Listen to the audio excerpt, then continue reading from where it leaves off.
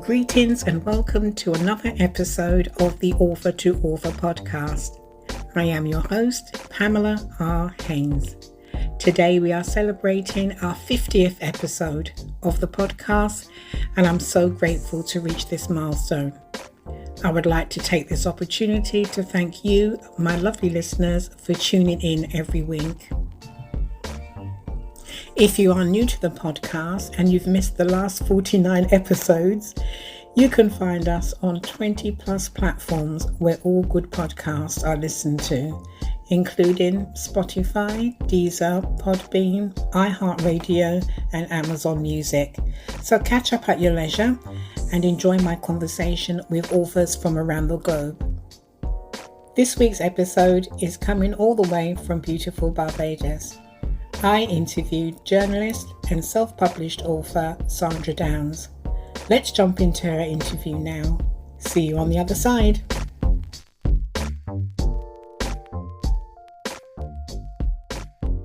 Hello there, Sandra. Thank you so much for joining me on the Author to Author podcast.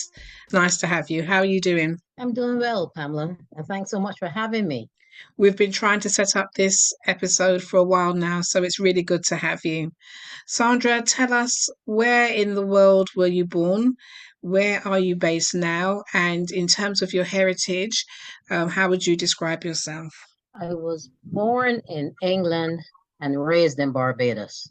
I've lived in Barbados most of my life, and that's where I am now still. And as for my heritage, my parents are both Barbadian who migrated to the UK in the late 50s, early 60s. I'm very much Barbadian. What do you remember about growing up in London? I don't remember anything. By the time my parents relocated, by the time my mom took us home, I was 4 years old. So I don't remember anything. I didn't even go to school in England at all. So where did you go to school? In Barbados. When we came to Barbados, we moved into our maternal grandparents' home, which is in St. Andrew. So, yeah, I was raised in St. Andrew all my life, and I still live there now. And what schools did you go to? St. Andrew's Girls, and then that was followed by St. Michael's Girls' School, which is now the St. Michael's School. Yeah, and from then into tertiary education. But you have travelled backwards and forwards to the UK, haven't you, in between? A couple times. At age 19, I returned to the UK with the intention of studying there. I didn't like it very much, and I came back to Barbados. Then my next trip was in 2016, just for the purpose of attending my uncle's funeral, that was a short trip. And then in 2018, I thought, okay, let me explore England a bit more since I know nothing about it. And somehow I had the idea that living there for at least a year would be good for me. So I moved there in 2018. And I've been between Barbados and England from 2018 until 2022, November last year. And then I relocated to Barbados altogether. Right. Well, thank you so much for gifting us 2 copies of your book, Going Home to Mother. I'm sure it's going to make a really nice competition prize for one of our listeners when they get hold of that. But what has been your writing journey? What has that been like before you wrote the book? This is my first book. At school, both primary and secondary school, my favorite subject was always English. I always enjoyed writing, reading, writing a little bit of poetry, some short stories, etc. And in 1996, I got my first writing job, which was at the Nation newspaper. And I started with them as a court reporter, going to courts daily and covering cases, etc. And that's where it started officially, and where I started publishing, but obviously through the newspaper at that time. After a while, I moved into other areas, but returned to journalism in 2013, again as a court reporter, but freelancing at the Nation first of all, and then I moved over to Barbados today. But I've always had a love for writing. So even at my church, I usually write all the plays and the productions, things like that. So your passion for writing stems over a number of decades, really. But Yes. why write a book at this time or compile those stories as you did in your book? Why now? Why? I think it is because I've always wanted to write a book. That is the main reason. And I think I've been playing around with it too long. And I started to see several people in Barbados writing books. And I started thinking to myself, okay, well, if so many people are writing books and some of them are in entirely different professions, nothing to do with writing, journalism, anything, I thought, okay, Sandra, well, you already have the skill. It's time to get cracking. So I thought it has to be now or never. And also, while I was in England, I started doing a column for Barbados Today called From BIM to Britain, where it was actively seeking out Barbadians so that I could feature them. So that started to come in the Thursday online Barbados Today newspaper. And after a while, I started to get several good reviews, and people started to ask me, why don't you put it into a book? And I thought, okay, well, here on the one hand, I have people who think that this is such a great read, that the articles are so well written and so thought provoking and all that. And on the other hand, I've always wanted to write a book. Why not marry the two? So that's how I decided finally, okay, it will be about the migration stories of Barbadians. There is a lot said at the moment, about the Windrush and the Windrush generation. And I've seen books by other people, but they tend to be very much Jamaican stories about their migration and traveling to the UK in the 1940s and onwards. So it's refreshing to see stories from Barbadians and about their experience of traveling to the United Kingdom. How easy was it to get participants to take part? Because I'd already had a foot in the door through the column that I was writing, I returned to some of those same persons, but gave them the opportunity to extend their story. And along the way, I was gotten referrals from other Barbadians because I was actively seeking. So I was asking persons, do you know of anyone who has an interesting story to tell? And that's how most of the referrals came. But I must say, Pamela, that it was intentional. To write about Barbadian stories was my intention because I think too many of our stories remain undocumented. They may be told to family members or friends or even your own, relatives, younger generation, etc. But I couldn't find them documented anywhere. Even as I looked at historical documents and whatnot, I found accounts where somebody talks about migration story or going to the UK or whatever, and they may quote a Barbadian, or they may quote a Trinidadian. It was just small quotes. I couldn't find anywhere where there was a collection of stories or where I could put my hand on a book that says, this is the journey of my own people, of Barbadians. And I wanted to fill that gap.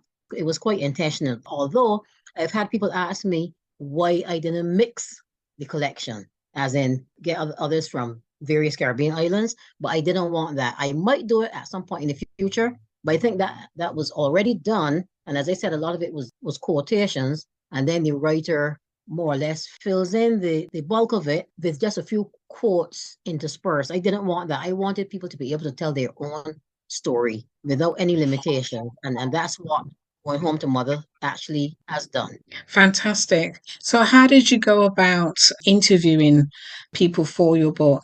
Most of it was done by telephone. There was only one person I actually interviewed in person because of proximity. But while I was in England, I did it by telephone. And at the various points when I was in Barbados and still compiling the book, that was by telephone as well. So I recorded what was said. All of the participants were cooperative, very cooperative, actually. Well, yes, I mean, it has to be a choice, doesn't it, for them to have their stories told. But in Yeah. terms of gathering the research and gathering the story, that was mainly done either in person or, on the telephone and recording. And then at some stage, you typed up the transcripts. And I think you said Yeah. in one of your dedications, you filled in some of the gaps as well, where there were gaps as well. So it's a wonderful collection of books. How has the book been received in Barbados and the UK? In the UK, those copies that I have, that I had Some of them were sold, some are still there to be bought, audience. In Barbados thus far, the response has been excellent, excellent. I'm presently distributing them on my own in Barbados. So somebody may call me up or email me. They come for the book, or I make arrangements to meet them with the book. Yeah, sales have been going well in Barbados, yes. And how has the book been received by your family? What do they think? They like it. Actually, everybody who's read it so far likes it. Family, friends, strangers, because what I've been doing is, in some cases, going back to those persons who have purchased the book to ask them their thoughts and to get some feedback. So it has been very positive. Some people are so glad to be able to have a collection like that. Some are learning things for the first time. Some can't believe the depth of the struggle that the Barbadians endured and other Caribbean people when they went to the UK. So it has been well received. There's some who have told me that I need to get it into the hands of young people so they understand what it is to endure and to come out at the other end. So the marketing is a work in progress, but I will get there. Yes, I could tell that your family are probably very, very proud of you for being able to get through with one of your dreams of aspiring to get a book completed. It's no mean feat. But where has the title come from? Coming Home to Mother. Actually, it's going home to mother. And that very much comes from the concept that many Barbadians had decades ago that England or the UK was the mother country. So the title Going Home to Mother is about them leaving Barbados to go to the mother country. And as you can see on the title, mother, the word mother is in quotation marks. And that is because it is supposed to make the reader think. They would have found as Barbadians that once they reached the UK, they really weren't treated the way that a mother would normally treat a child.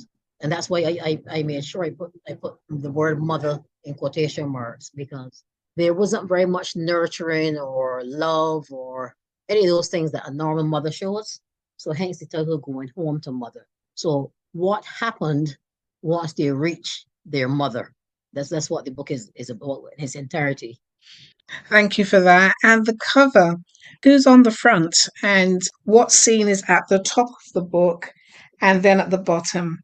At the top of the book is a picture of a beach in Barbados. That is the compliments of a friend of mine. His name is Clyde Barnett. He took that photo. I think it's Harry Cox Beach or Harry Smith. I can't even remember the name, but it's of a beach in Barbados. And I want to show the dichotomy, you can say, between what the Barbadians were accustomed to and what they were leaving behind and where they were going. Because at the bottom of the book, you can see a rooftop and the top of some buildings filled with snow. So I wanted to show what they were leaving and what they were going to and the difference between the two.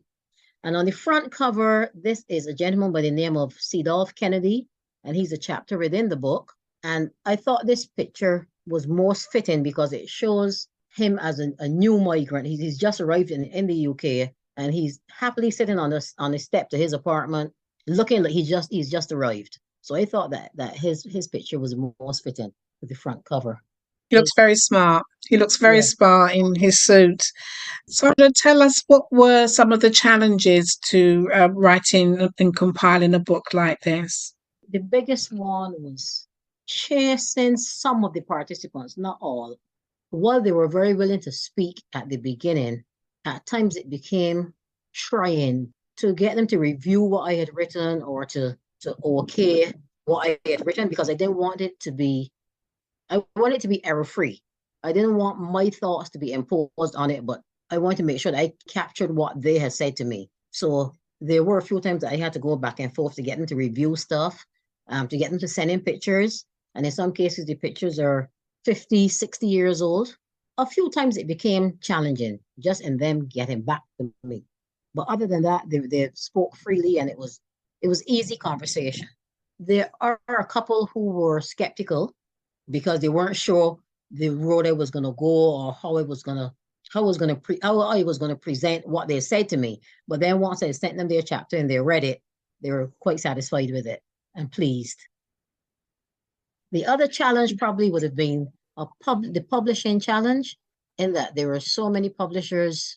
Once I got to the UK, so many publishers were recommending to me It was overwhelming at one point, and then in the end, I self-published anyway. But yeah, those are the two major challenges I would say. Editing was one, not a challenge, but it took quite a while. The editing, I myself wasn't prepared for it to be as not difficult, but to take as long as it did. The reading and rereading and editing and proofreading and going over again. And yet there still were a few places where things escaped me. So that was another challenge as well. Yeah, I have to say I'm with you. I hate editing. So it's easier for me to give it to an editor. And I think the last book, Loving the Sisters, must have been edited maybe 10 or 12 times before we were happy. And even a couple of days before we were due to publish, we were still going backwards and forwards, just checking through things. So it can be quite daunting because I suppose as a journalist, and a writer, your reputation, your professional reputation is at stake as well. And you want to put forward the best work and the best job Yeah. possible. And I do believe that you have achieved that. There are some beautiful black and white and coloured photos in the book as well of the Thank people you. who participated, pictures of Buckingham Palace. And, it's just a beautiful, beautifully laid out book. But knowing what you know now, because now you are an experienced, you are a publisher, is there anything that you would do differently? In terms of gathering information, I would definitely give participants a deadline for sure, so that I'm not jumping from one person to the other, and then coming back again. I would definitely implement a deadline next time for sure. I had a bit of help with the editing this time around. I think I will do that a bit earlier next time as well. Bring others on board to do more of the editing or to do the editing all together and I just stay out of it. I hear that. Sandra, there are personal stories of 24 men and women in the book. Are you able to read a couple paragraphs of maybe one of those people? Yes, I can read one. This is on page 259. This is a lady by the name of Ursuline Eiffel, and she's from Town originally. But her story is quite interesting, quite gripping. She moved to the UK to get married to her fiance, and she talks intimately about the issues they had with finding accommodation, the restrictions they were under, and so on, even after they found the accommodation. Like at one point, she mentions not even having a key flat she was renting. And certainly she could not lock her bedroom and things like that. So I'm going to just pick up a bit of her story. So reading. Although there was heating in my room because it was in the main part of the house, the restrictions which surrounded her taking a bath angered Ursuline. And I quote, whenever I wanted a bath, I had to go through the kitchen to reach the bathroom. And I couldn't go through the kitchen if it was in use. Once the wife was in there, which is the landlady, you had to wait till she was finished using the kitchen before you could pass through it, no matter how much you needed to bathe. And most of the time, she didn't finish with the kitchen until night.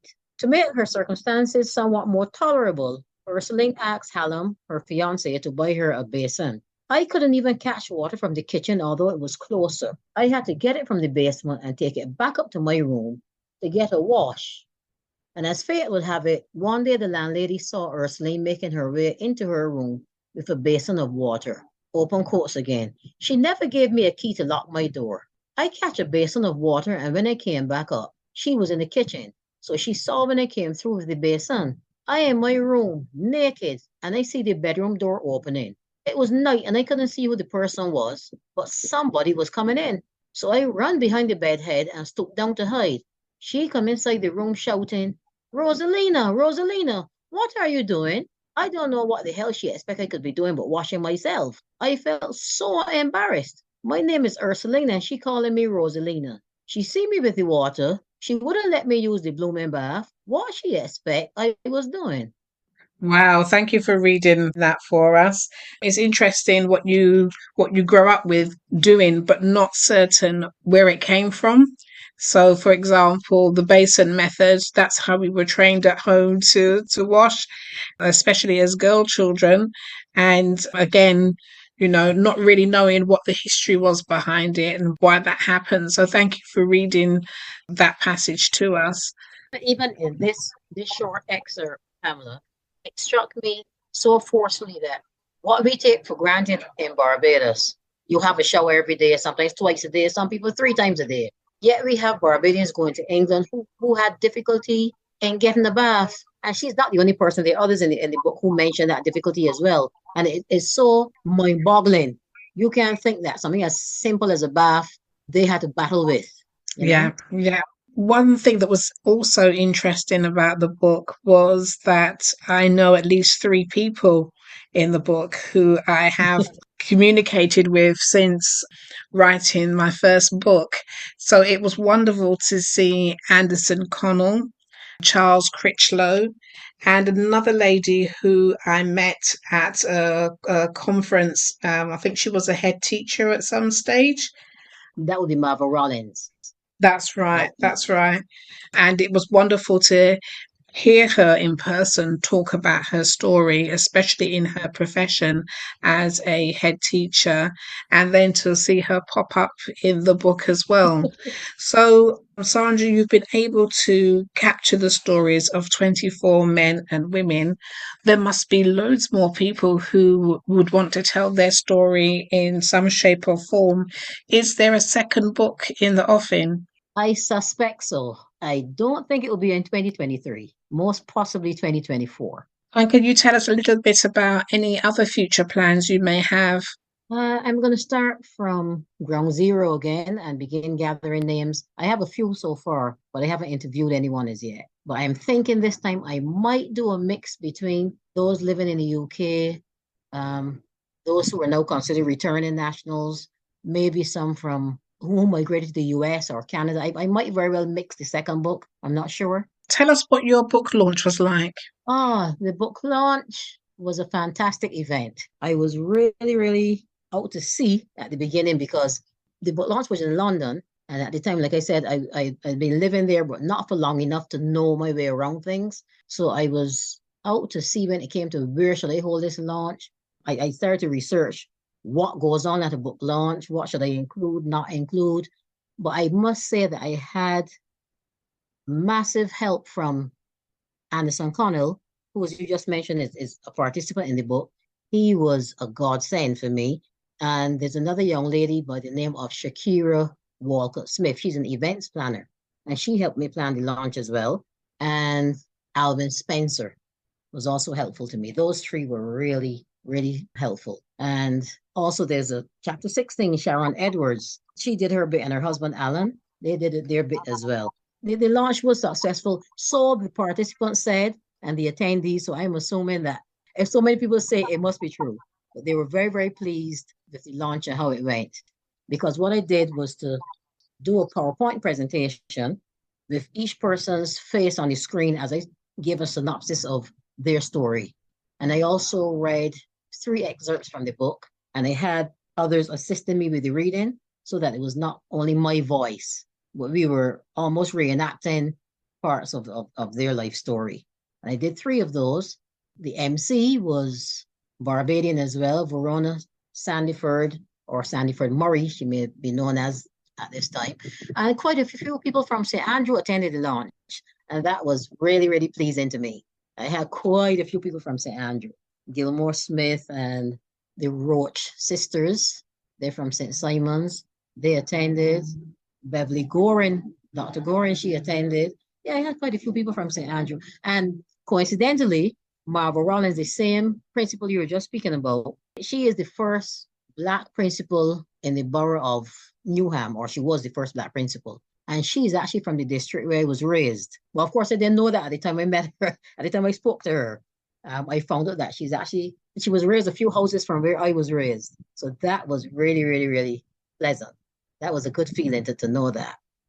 Right. I mean, it sounds like there's a small link between everybody because you mentioned Shakira earlier. I know her as the event organizer for Miss Barbados UK. And Yeah, obviously, I know her mother, Sean Walcott, as yeah, well. So, yeah, it sounds like there's a small link between everybody. And I've heard Bev Goring's name. I think we follow each other on social media as well. So, yeah, just a small connection between yes. everybody there, which is really nice. Marva, we're coming to the end of our interview. Your book is not available on Amazon. How can people get hold of it if they want to support you? In the UK, there is someone there distributing on my behalf. So any person who's interested in the book simply has to WhatsApp me and send me their address, place the money in my account, and the book will be posted to you. My WhatsApp number, there's an English number as well, but I more so work with my Barbadian number. And that obviously you start with +1 246 284 4488. Right. +1 246 284 4488. And the ebook is available on my website, www.sandradownes.com. Right, that's fantastic.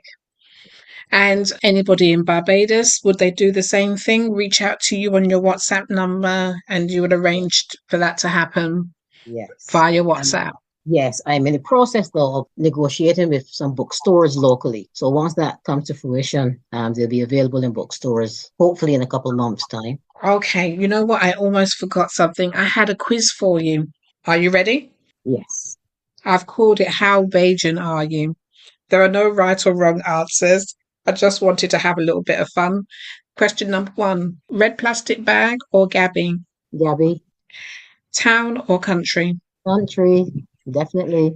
A day at the beach or a day hiking? Day at the beach. Soca or reggae? Reggae, Atlantis or Harrison's Cave? Harrison's Cave. Mango or soursop?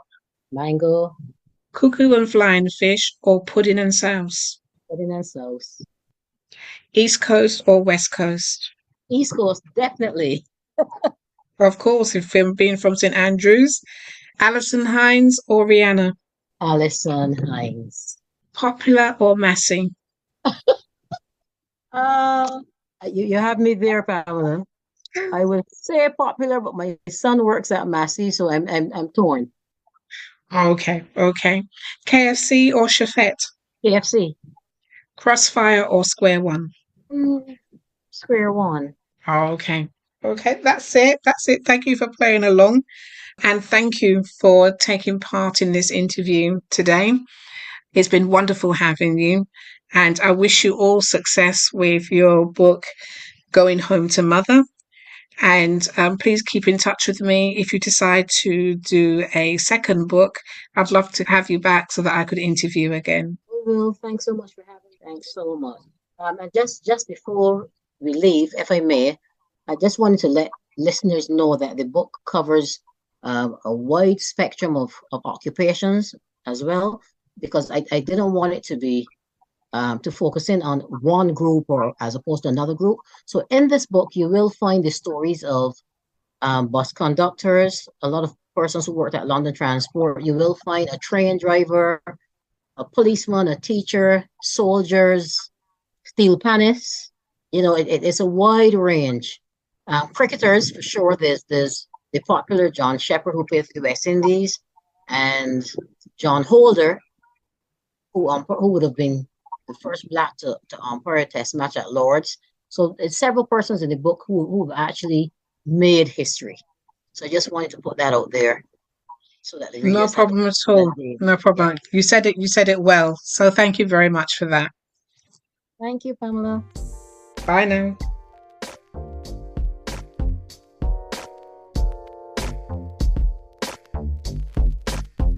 I am delighted to tell you that Sandra's website is now up and running. To purchase a copy of her book, go to www.sandradownes.com. For listeners in Barbados, you can request a signed copy by simply popping Sandra an email. Her email address is writeaway sandra.bb@gmail.com. It's competition time now. Sandra captures the stories of Barbadian people who travelled to work, study and live in England. But she emigrated to Barbados as a child. In which parish in Barbados did she spend her formative years? Taking part in the competition couldn't be easier. Simply direct message me on Instagram or Facebook with the correct answer by this Friday for your chance to win a copy of Sandra's book, Going Home to Mother. Bye for now.